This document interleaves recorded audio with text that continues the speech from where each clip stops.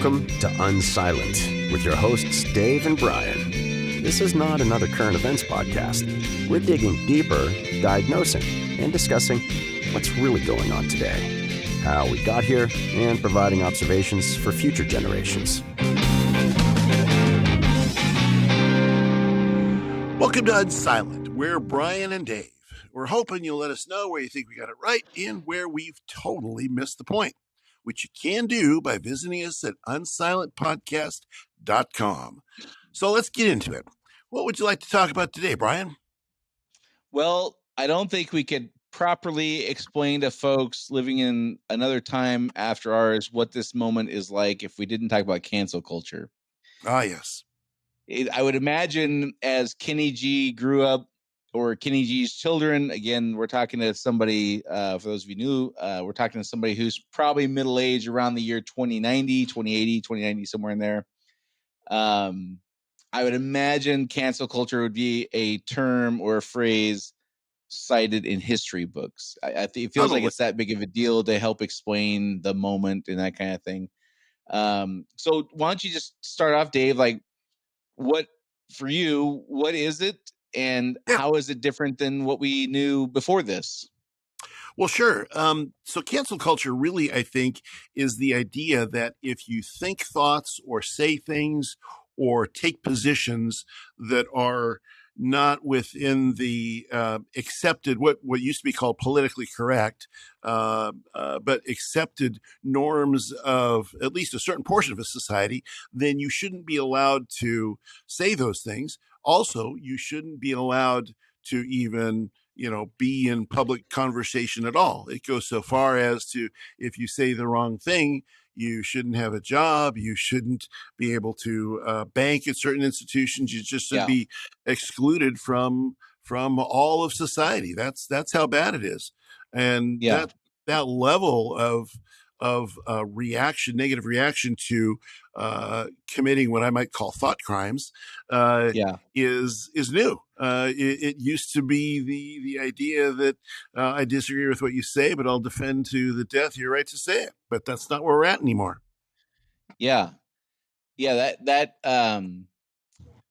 astonishing to me how the pendulum has swung on that. Again, when I was in my even early 30s, probably, there was, there's always been things that were just completely like taboo. You didn't talk about, you wouldn't joke about rape, and you wouldn't, that kind of, okay.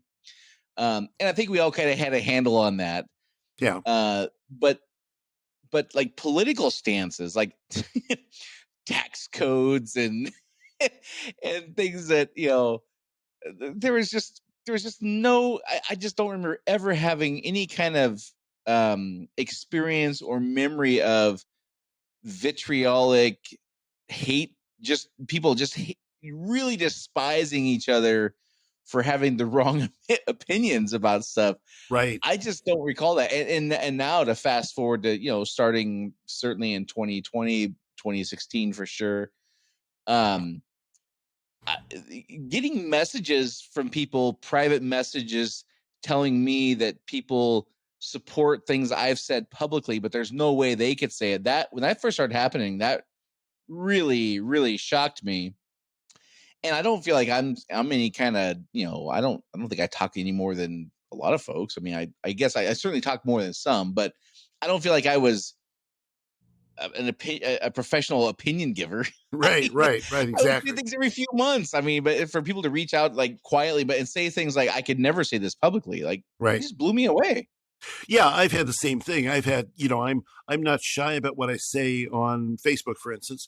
And I've had people that I'm on the phone with that I have no idea whatsoever that they've paid attention to anything. And they'll tell me, sometimes in a whisper, even if it's a private phone conversation, that, hey, Dave, I like what you say on Facebook. Well, maybe you could press the like button. No, I couldn't do that. Somebody might see that I liked what you said, and I'd be afraid for my business. I mean, people will self-segment in terms of who they'll do business with, but not only that, people have always, I think, done business to a certain extent with people that they like. That's kind of human nature. But it's to the point right now where no, you cannot, if you say that something that's wrong, not only will I not do business with you, I'm going to try to prevent everybody else from doing business with you. We'll arrange a boycott or whatever. And so Right. that's how bad it's gotten these days. It's crazy. Right. And I remember, reading about in history classes, and even just as an adult, like hearing historical events cited, after World War II, or before World War II. I can't remember, somewhere in the 30s and 40s. The Nazis like literally marched in New York City, and I think they Right. held a rally like at Madison Square Garden or something like that Yeah. in the 30s or 40s. And obviously, people of the Jewish persuasion were not a fan of that, but they No. also said, like, hey, this is the country we have. Like, we Right. we have the ability to say what we think, even if it really makes people upset or angry. And the benefit is those horrible ideas are better to be exposed and and tossed out as they're accurately figured out to be dopey ideas and things like Absolutely. that. Um, and then to where we're in at, but also I gotta imagine. I mean, I wasn't alive in the 30s in Mississippi, for example. I got to imagine, though, if you were a white business owner who allowed black people in your establishment, if that was Sure. not in vogue, I imagine people would be canceled for that. I Yeah. got to figure, if you were somebody, I mean, forget the militaristic part, or the, people who were like hauled away and put in you know, prisons or whatever for helping Jewish people in Nazi Germany and Europe through that whole thing. But even before that, kind of the government was like locking people up for that. I imagine there was times where if you were seen to be somebody who was sympathetic to the Jewish position or whatever, your business would be ruined. So it's not a stretch in that it's unfathomable that these things happen. Of course, these things happen. Right. It's a stretch for me that I guess I imagine we were more evolved in this, and it's a fantastic lesson for me that as much as we think we evolve, we're the same cave creatures we were 8,000 years ago or whatever. Well, yeah. I mean, that's you would like to think that as time goes on, as our technology evolves, and as we ditch awful things such as slavery over the years and over the millennia, that some of these other things would go away too. But it appears that people can be just so offended and so angry that somebody else thinks differently than they do, that they will take extreme actions. And the examples that you raised are good examples. It's not just now that that's happened. Certainly back in the 40s, 30s, 50s, interracial marriage was a big Oh, taboo, right. and 100%. it was until probably the 60s, that was, and even after that, is big taboo. And so people would be potentially canceled for that. Now, that isn't the case anymore, but boy, the list of things that a person can be canceled for today has expanded quite dramatically. In fact, there's some recent surveys that say, of all the things that people don't want their kids doing, it's marrying somebody of a different ideological perspective. It Right. used to be like, well, Catholics and Protestants, they shouldn't marry, or interracial marriage, or all these different things that would prevent people from being married. And there's still some of that angst, I suppose. But today, the number one thing is ideology. And it's Yeah. it's it's kind of a And, strange thing that and, we're at that and it point. swings. It swings both ways. Like, it's not just, again, right now in this current moment, we tend to think of things in left and right. Left is more Sure. progressive, right is more conservative. I don't think that I'm sure there's some difference. I don't think there's a massive difference, like a 2-to-1 difference on people who are progressive who would not want their son-in-law to be conservative, or conservatives who would not want their daughter-in-law to be progressive. Right. I'm gonna guess that's fairly evenly matched. I would tend to believe that hardcore progressives would be a little less tolerant of that, but I don't think it's a dramatic difference. What do you think? You think it's that No, big a difference? no, I don't think it is either. I think when you get to the edges, that's where, Yeah. the edges on the right and the edges on the left, that's where it gets really hardcore. I think if you're at center right, center left, you're closer to the middle of the bell curve, if you will, in terms of belief Yeah. systems. I think that your average, somewhat liberal parent wouldn't be freaked out by marrying your child off to a somewhat conservative or vice versa. I think Yeah. there's a lot of tolerance in the middle spaces. I think the real intolerance is over here. Like, you're gonna date somebody who wears a red hat who's a MAGA Republican. Oh my gosh, Yeah. they're gonna have you Extreme eating. MAGA. Come on, Dave, get it right. Yeah, that's right. Extreme Extreme MAGA MAGA. I Republicans. mean, come on. I mean, they're gonna have you I eating gotta children figure that next. the center 50% are probably like, we can work it out. The not Right. center 50%, it would just be losing their minds. I got to figure. Right. And so there's two elements here. It's that it's kind of come around again, and maybe that's not the right way to say it. Maybe it's always there for some. I mean, and maybe now I'm thinking through, that's probably the case. Like, there's probably always an element of people who are, you can't marry Becky from the wrong side of the tracks. Right. Conversely, people who are minorities who grew up and think you will not be married to a white man because that's, okay. So now I kind of think it through. There's probably always there for some.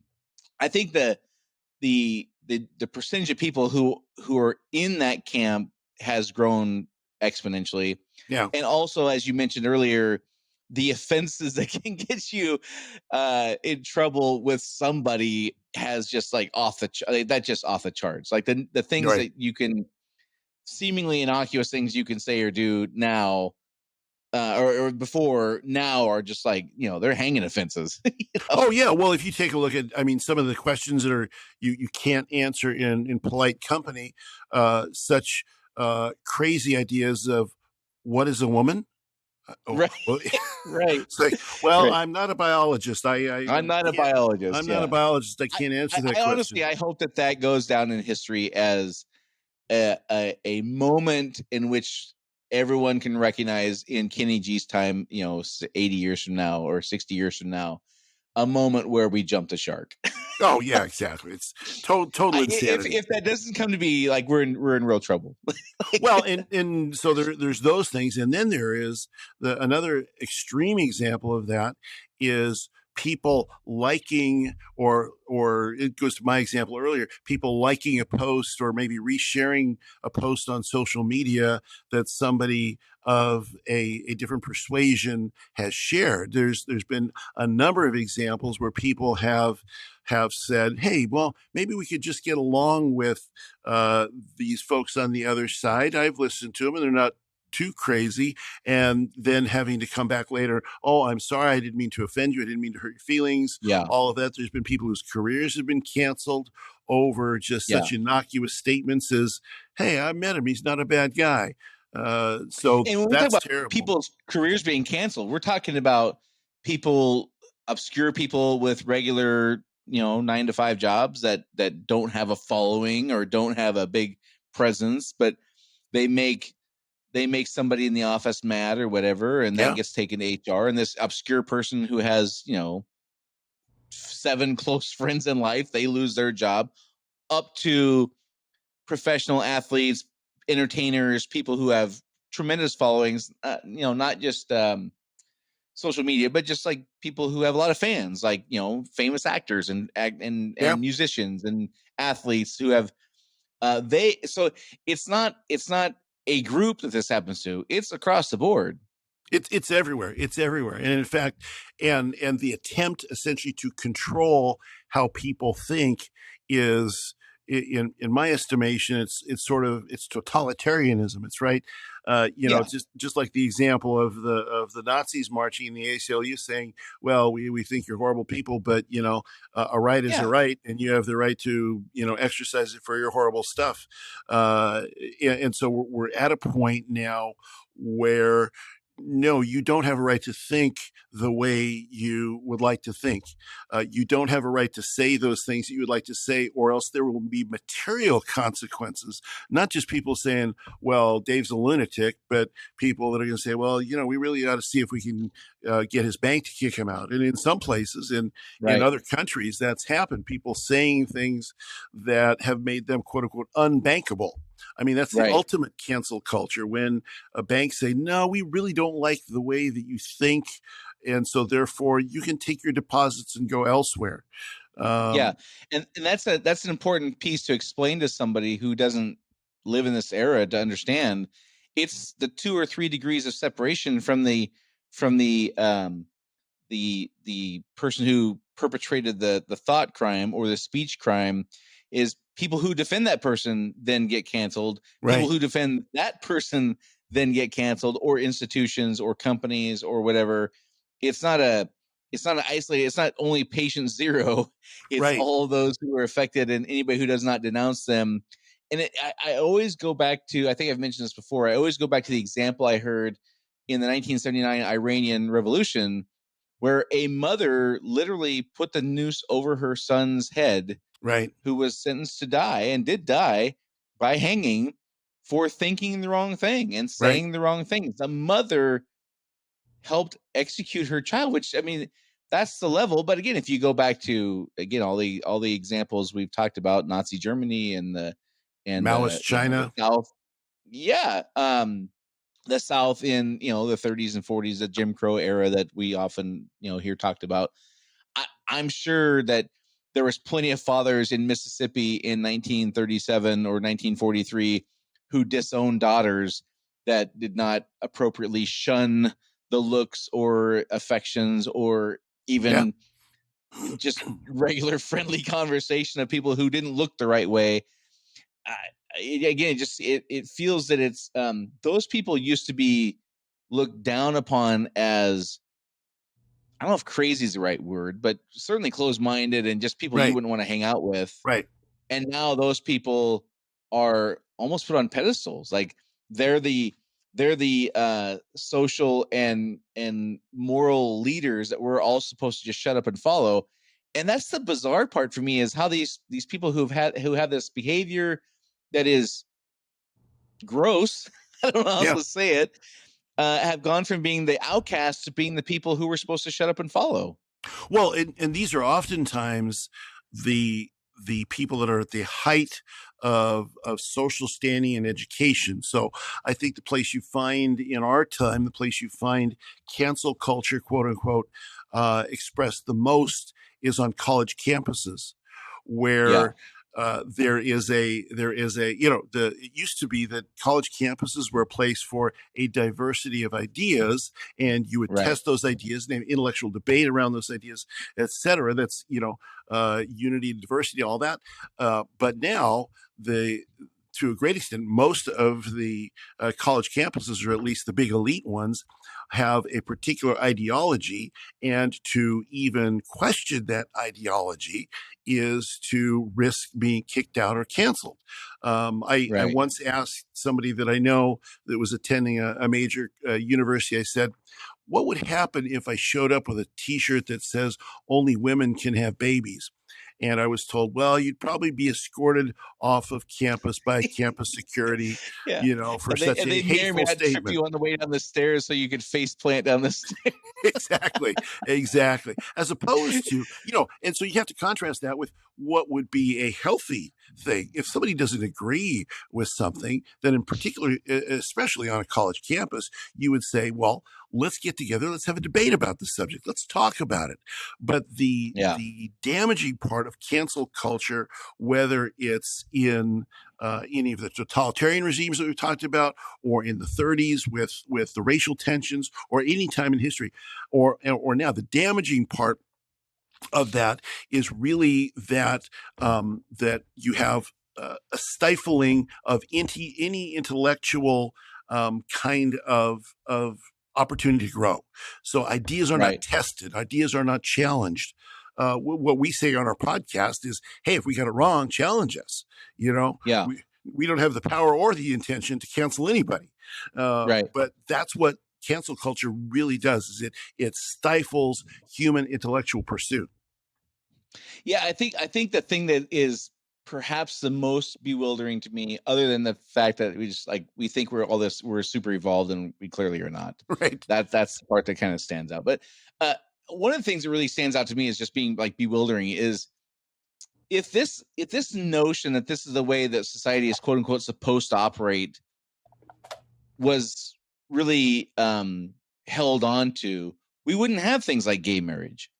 We Right. wouldn't have things like interracial marriage. We wouldn't have these things that we are I declaring victories. I think is the right way to say Right. it. Yeah. Even people who were dead set against something like gay marriage in 1982 now have just kind of come to grips with it. And if we didn't allow for this debate and conversation and whatever, the people who are the most adamant we shouldn't have that now would not have gotten the benefits of the thing that they've quote unquote won over the last several decades. That's the irony. And that's the part that just is like, how is that not? How can they not see that? Like, how can they not see the people who are the most angry and want the most amount of say and controlling what people can say and do? If they had gotten their way in 1980, the things that they cherish now, the victories they have, would not have come to be. Yeah, and see, that's a brilliant point. So it ultimately comes down to what's underneath all of it, what's underneath cancel culture, and what's underneath the modern expression of it, and that is, I think, a desire for power and a desire to crush those who are different. So when we had, for instance, much more rampant discrimination against people of color in the past, that was, I think, a desire to keep people in their place, keep them down. And now what we've got is it's the same principle being played out in just different circumstances. So this idea that anybody that's different than me needs to have less a voice, less say, less power, less position, less opportunity. So whichever group it happens to be. And so it's an emotional thing. It's not an intellectual pursuit, because you're right. If it were an intellectual thing, if it were questioning is okay and it's never a problem to question ideas, then that would apply whether they're your ideas or somebody else's ideas. And that would apply in the 1980s. That would apply now equally. And so people wouldn't be objecting to sharing ideas that are different than their own. But because it's more of an emotional kind of power kind of thing, that's where we have that. You know, I used to reject the not wholly, but partially reject the idea that everything comes down to power and money. But the more you and I talk through these things and we kind of take on these individual topics, it does feel like it's the same behavior as the guy in Tuscaloosa, Alabama in 1943, who didn't want people who looked differently than him to have less opportunities so he could have more, presumably. They weren't worthy of it. He had a God-given superiority. You know, other than changing the victims, the villains, the scapegoats, and the heroes, that what the characters in this story look like, it's the exact same story. The thing that is happening in 2023 with the college-educated, self-righteous people who've decided who gets to be the winners and losers, it's the same behavior as the guy in 1943. Just we've changed what the victims look like and what the heroes look like. And that is the part that I keep coming back to. I really dismissed that when I was younger, and it's just becoming evident. Unless I'm just like a broken record in how I think of things, it's becoming like evident that all these things are just the same thing. It's the same story with different. The characters look different, and it's a pattern of history, Brian. This played out through thousands of years. It's played out through the Spanish Inquisition. It played out in England in the Catholic Protestant Wars. It played out in Europe through the Catholic and Protestant Wars. Both sides thinking we are the right ones, and therefore you deserve to be suppressed or you deserve to be tortured and killed. It played out in the Roman Empire, the Roman citizens versus the non-citizens of Rome. I mean, this story, and I think this is one of the things that's important about understanding history and what we can say. You know, what can a couple of guys in 2023 say to somebody who's in their flying car in 2090, right? They're going to be so advanced. Well, look, Kenny G, you might have a flying car, but you still have the same human tendencies, and your society has the same human tendencies that we have in our era, that was present in the 1800s and in 1800 BC. These things play out over and over throughout history. And this is why it's important for us to understand history, because cancel culture is nothing new. Cancel culture existed in ancient Babylon. Cancel culture existed in Mesopotamia and Samaria. Throughout all of history, this has been with us. And if we don't understand it, then we'll dismiss it. Yeah. Have you ever, I mean, did you know, I mean, you know history way better than I do. Do you know of any situations that resemble the Canadian government clamping down on like the truckers and, you know, a couple of years ago, for, you know, the truck drivers were doing the protests, and the government froze their bank accounts and then froze the accounts of people who contributed, if I remember right, or it wasn't just their accounts. They froze the money where it was collected. Maybe that was it. I don't remember all the details, Right. but the government actively financially harming people, its own citizens. Yeah. Does that sound familiar in other things in history, or is that a new wrinkle? Well, no, that's a mild version of the Spanish Inquisition, of, Okay. you know, the Protestants being called before the Inquisitor, and you're saying, if you say the wrong thing, we're going to cut stuff off and burn stuff off until you say the right thing. So it's just a sort of technologically and you know, I mean, at least in Canada they didn't torture people, but you know, but it's the same principle. The Salem witches burning at the stake. Yeah, It was just money, I guess. Yeah, it's the exact same principle, the exact same motivating factor, that you think wrong, and because you think wrong, you need to pay a penalty for your wrong thoughts.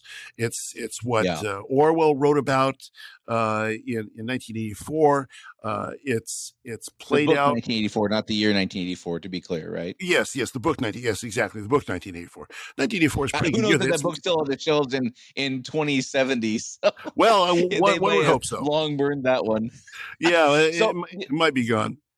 The other piece of this is, and we've touched on this again before, and if I sound like a broken record, please stop me. But the other piece of this that is remarkably different than how I grew up, you know, people not getting along, that's just part of life. Right. People finding things to say to hurt other people they dislike or hate or whatever, that's just part of life. You learn this when you're in preschool. Like, you learn this when you play with a neighbor kid. Right. Like, there's always that one neighbor kid that hates your guts, and he's going to call you whatever name he can. If your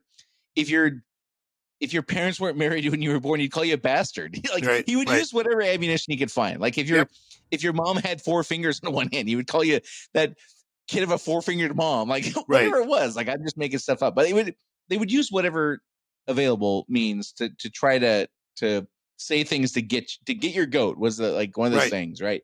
And you would inevitably run home and cry to mommy, and mommy was basically say, tough shit, like, toughen up, like, this is life. Sticks and stones may break your bone. We had all these cute little sayings which basically said, so what, get on with life. Like, who cares what that person thinks? Oh, and by the way, quit being so soft. Like, if this is going to really wreck your life, then you're in for a world of hurt, kid. Right. That is evaporated, like, completely evaporated. And that I think for people of my generation and yours and in our age, is part of the reason that this is so baffling. Is that is a massive switch. Like, running home to mom and mom basically saying, this is your problem because there's jerks everywhere. Get used to it. Welcome to planet Earth and life. Versus now you run home and tell mom, and mom is now out to get that person fired, or that kid's parents fired, or like what. It's a total different world now.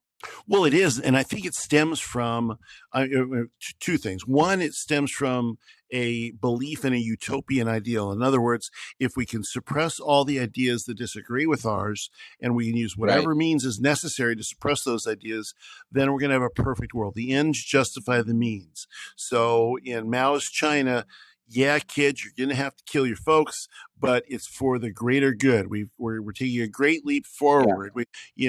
So and it's also the frog boiling principle, and that is, if if people who have their ideas suppressed just kind of blow it off, well, they're just saying stuff, and don't ever push back and say no. The ability to express myself, the ability to debate is sacrosanct. It's important, and we're going to defend this.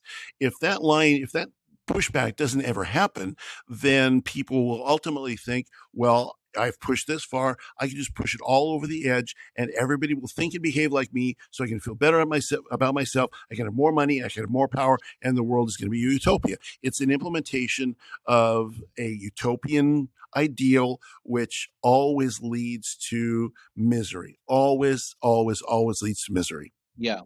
It's also a shift in parents just believe, again, looking back when I was young, parents believed, I think I'm saying this correctly. Parents believed that in order to be successful and happy in life, you had to learn how to overcome adversity. That's right. And sometimes you were going to be handed a shit sandwich and you just had to figure out how to make the best of it. Sometimes life just hands you very unpleasant circumstances. Your boss is a jerk, your coworker's a jerk, your wife cheats on you. Like, these things are going to happen in life. Yep. And the better you are able to overcome those things through perseverance and grit and developing great friendships and a support system of people who love you and care about you and whatever it is, right? The better equipped you were to deal with those things, the better off you were, the happier you'd be, the more successful you'd be. Now it feels like that is not how it's perceived, that some parents look at it now and say, if you're able to extract a pound of flesh, if you're able to get retribution, if you're able to get that person fired, if you're able to maybe this is, and find a better word if there is one, if you're able to retaliate in an appropriate way that harms them a little bit more than they harmed you, that's the victory now.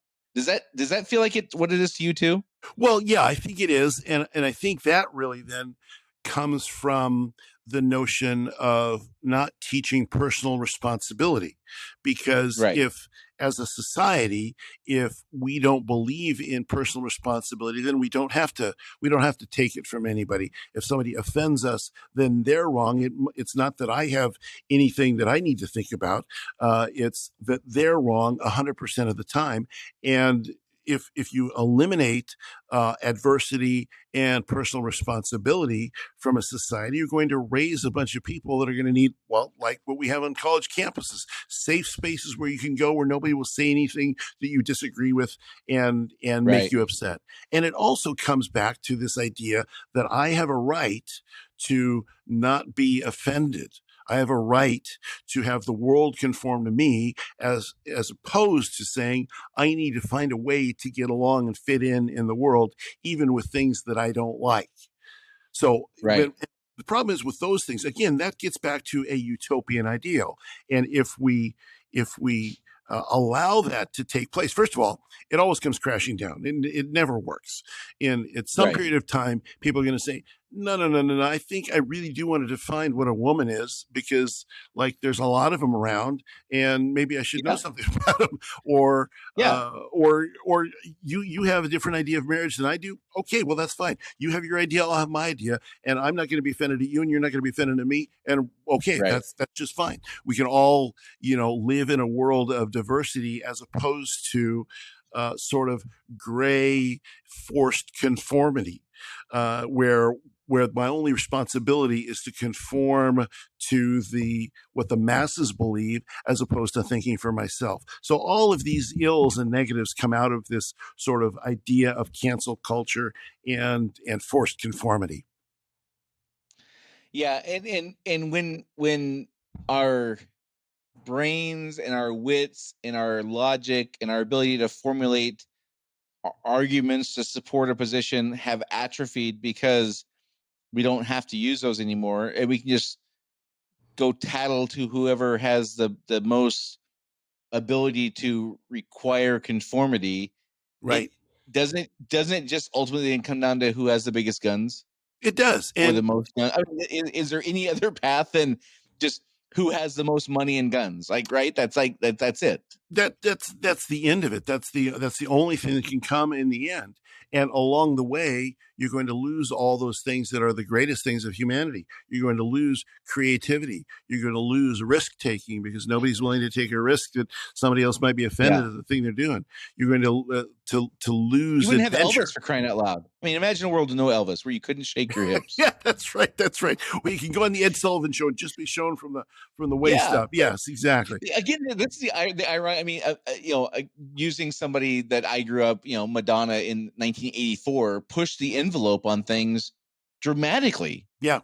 And right or wrong, fair or not fair, like it or not like it, doesn't matter. She pushed the envelope on things and moved the needle on what is acceptable for a rock star, female entertainer, like all kinds of things as far as like what kind of sexual innuendos are allowed and things like that.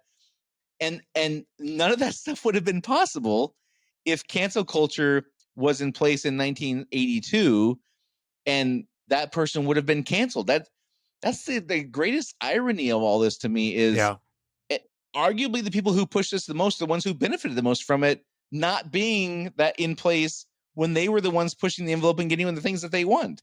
Well, and oftentimes what happens is kind of that circle comes all the way around again. In other words, it wouldn't surprise me at all to see that as cancel culture fully plays out, that people who have been canceled realize, hey, there's a lot of us that have been canceled. We're not going to take this anymore, and Yeah. and they begin to implement their own cancel culture against those that have canceled them. So Right. it can go around and come around. You found, look at the 1920s and the 1930s. Look at prohibition. Look at how you had you had the 1920s with the great roaring 20s and all the stuff that came around, and and then we get to the 50s and you get to conformity that would stifle the folks that were out, the great Gatsby era partiers of the 1920s. Yeah. So it comes around, and that's what the people that have cancel culture don't realize. You bring up an interesting point with the roaring 20s and prohibition. If I remember right, prohibition went into effect in 1920, right on the dawn of the roaring 20s, a decade known for its decadence and alcohol fueled Right. and drug fueled. Like for that era, like it was a wild time. People, anybody who was in vogue, anybody who was anybody was clearly drinking at Yep. speakeasies. So it's the hypocritical part of it too, where I get to dictate how other people behave, but I will behave however I want. Right. And now that you mentioned the prohibition thing, that's very much part of cancel culture, where people of influence, of power politically or financially in industry or whatever, they set these rules out for other folks. But in most cases, or many cases, they have no interest in following those same kinds of rules themselves. Those rules are for the little people.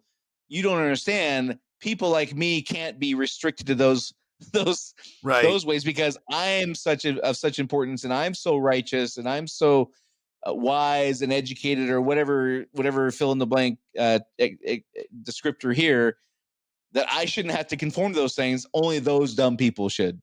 And that's what it unravels. That's when you find, in our own day and age, people talking about, well, you need to cut down on your airfare or your air flights because you're polluting the air travel because you're polluting the air. And they all get together to talk about this on their private jets in some faraway country, as opposed to having a Zoom meeting. Yeah. Or we had the recent COVID, experience that we all had, where the leaders would tell us, "Hey, you need to stay in, you need to do all this," and then we have videos of all of them going out partying. Well, it's for the little people, and this is when these things unravel. So each of these cancel culture carries with it the seeds of its own destruction, just like it did in prohibition. It's one thing to say, let's regulate something. It's another thing to say that you're going to cancel it so ultimately that you're pushing everybody to actually do it instead. So that's where some wisdom becomes important. I hadn't even made that connection. I'm really glad you brought that up. Like for people again listening, this is probably long since lost as a minor little story that is probably not ever going to be talked about after the year 2030. But for me, it was a number of moments like this happened. It was Lori Lightfoot, the mayor of Chicago, after we literally locked everything down and said to people, you could not go get to a salon and get your hair cut for women. Men, you could not go to a barbershop. She goes to get her hair cut. And when she called on it, she says, well, but I'm a public figure and I take my personal hygiene very seriously. as if other people either didn't or shouldn't take their hygiene seriously Right. because they're beneath, because they don't have the status, they don't have the influence, they don't have the role in which such a thing matters. Right. And those little, like, it's like death by 1,000 cuts for people. They some people never got over that. Some people accepted the fact that she's the mayor and she should be able to do whatever the hell she wants.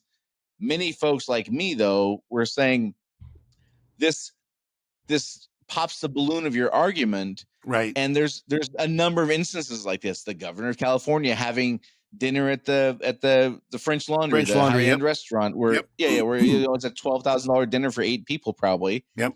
And no masks can be seen, and they're laughing and cajoling and whatever. The hypocrisy part, I hadn't really thought about that well until you mentioned that. I think that's an important part. And then again, going back to, if it's going to be this kind of, we will decide what the little people should or could have the ability to decide on their own versus what we will decide. And if they break the rule, we go tattle to our big brother or our cousin, like in the play yard. Right. It does seem like it comes down to whoever has the most power in money and guns. Like it seems like that's the inevitable result. Like there's no way this could come to a conclusion without that end result. It feels like. Exactly right. And there's also, and it's also true that that's the thing that people hate the most. They hate unfairness, and people, I think we have an innate sense when it's good enough for thee, but not for me, where there's, here's the standard that you have to behave by, and a standard that's not based on a principle, but a standard that's based on my own choice. So, it's one thing if you say, here's the principle we all have to behave by. It's another thing to say, no, we can talk about anything we want to. We can say anything we want to, but you can't because you're not as good. People are going to rebel against that every time. And that's where cancel culture undoes itself. And I think it is, to a great extent, undoing itself right now. Yeah, I think one of the places we can see it the most now is with the border stuff, the southern U.S. border, where the sanctuary cities in the north and on the coast and things like that, where, listen, you border states, you shouldn't just shut up. We need to have open borders. We need to have the whatever policies that allow this kind of thing, and you just need to shut up and deal with it. And now over the course of 2-3 years now, where the people coming across the border are in large part now finding their way to these cities that were espousing these great sanctuary city things.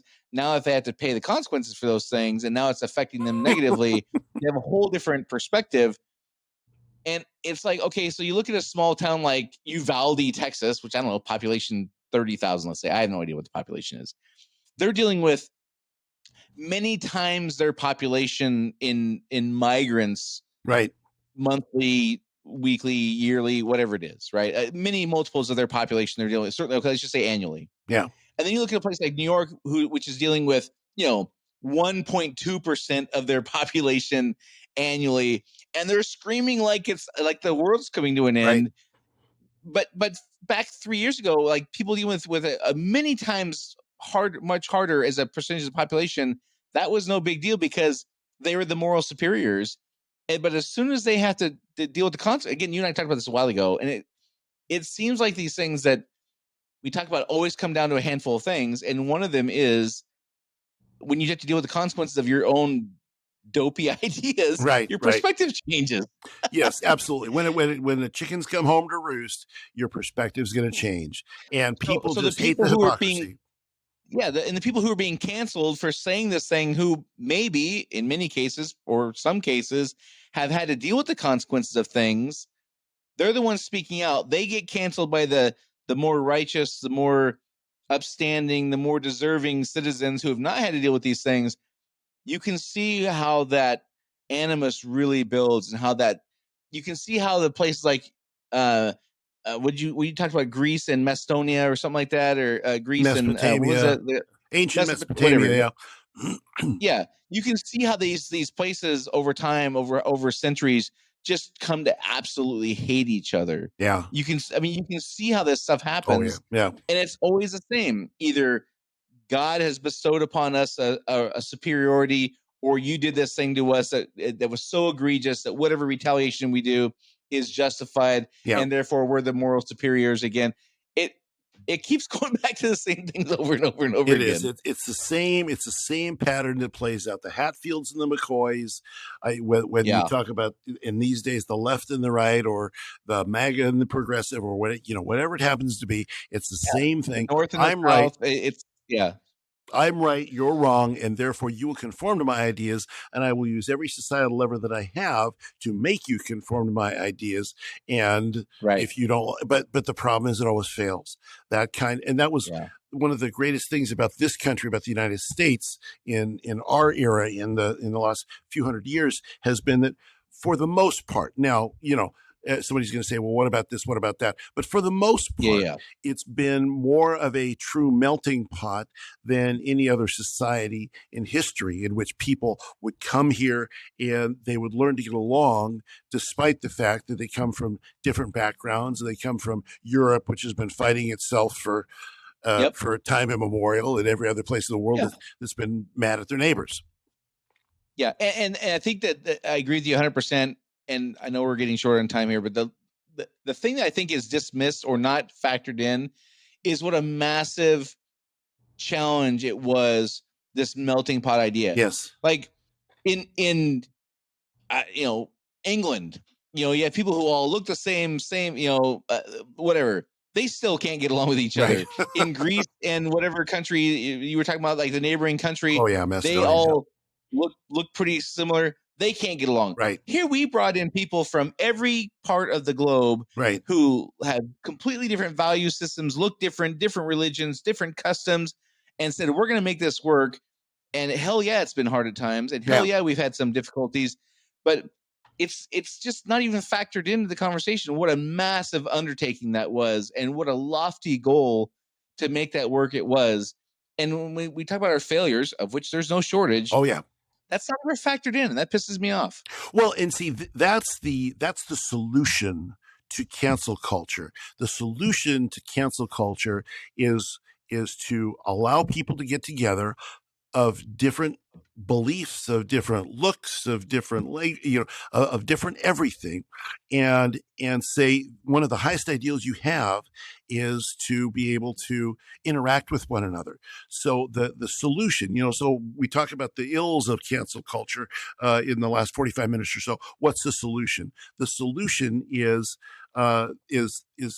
discussion, is openness, is communication, and is understanding that my worth is not tied up in other people saying, yeah, Dave, you're right about everything, but your worth is two people can get together who have different systems of thinking and communications and discuss things together and compare ideas, and they'll both grow. If we could get to that point, that takes some courage. That takes some resolution to say, I'm not going to dislike Brian because he's got facial hair and I don't, but Right. So if we can think in those terms, then we can solve cancel culture. We can get past it. And solve isn't the right thing, because cancel culture is a cancer. It eats at the soul of the country, and it is eating at the soul of this one in this day. And it will in Kenny G's time in the future as well. It will continue to come up. And every time it comes up, we have to say, no, we're going to get together. We're going to talk. We're going to communicate, and we're going to respect each other because we deserve respect, not because you agree with me. Right. Yeah, I agree with that 100%. I also think that one of the things we're going to be talking about is the cyclical nature of these things, and I think that one of the reasons these things keep coming around every several decades, like a metronome, is because we don't ever have discussions about what success looks like. Right. And it's forced upon us. A collective agreement upon what success looks like is forced upon us through cataclysm and really horrific things. Where if we just had a conversation about what does success look like as it relates to whatever, and then having those open conversations you're talking about, man, our life would be easier.